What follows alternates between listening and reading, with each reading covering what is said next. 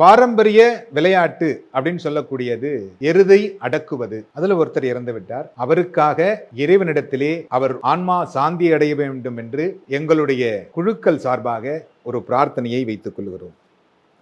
நம்முடைய பாரம்பரியமான ஒரு விளையாட்டு எருது பிடிக்கிறது அப்படிங்கிறது. இந்த பாரம்பரியமான விளையாட்டு விளையாடுவதற்காக நம்முடைய முன்னோர்கள் ஏறு தழுவல் அப்படின்னு சொல்லி நிறைய விஷயங்களை நமக்காக செய்திருக்கிறாங்க.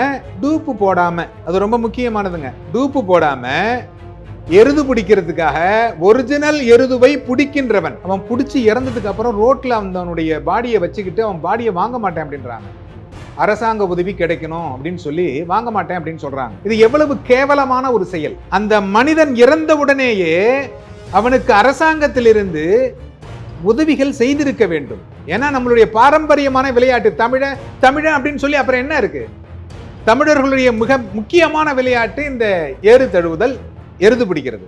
எருது பிடிக்கின்றோம் அப்படின்னா அவன் இறந்து விட்டால், அவன் இன்சூரன்ஸே பண்ணிருக்கலாங்க, இறந்து விட்டால் தமிழ்நாடு அரசாங்கம் அந்த குடும்பத்திற்கு என்ன செய்கிறது? சாராயம் குடிச்சவனுக்கு 10 லட்சக்கணக்கில் கொடுக்குறீங்க.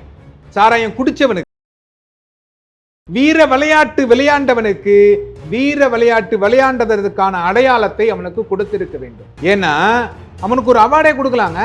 ஒரு எருதுகிட்ட நின்று போராடி நேருக்கு நேர் நின்று ஜெயிச்சிருக்கிறான், தோத்திருக்கிறான். அப்ப வீர மரணம் அடைந்திருக்கிறான். அந்த வீர மரணத்திற்கு அவனுக்கு அரசாங்கம் மரியாதை செய்ய வேண்டும் அல்லவா? விருது பிடிக்கின்றவர்களுக்கும் விருதுகள் வழங்கி இந்த அரசாங்கம் அவர்களையும் கௌரவித்து அவர்களையும் மனிதராக மதித்து அவர்களையும் நல்ல விதமாக நடத்த வேண்டும். சும்மா சொப்பும் சில்வர் பாக்ஸு, சில்வர் குண்டா, சில்வர் அண்டா, சைக்கிள், விருது பிடிச்சாக்க இதெல்லாம் கொடுக்குறீங்க.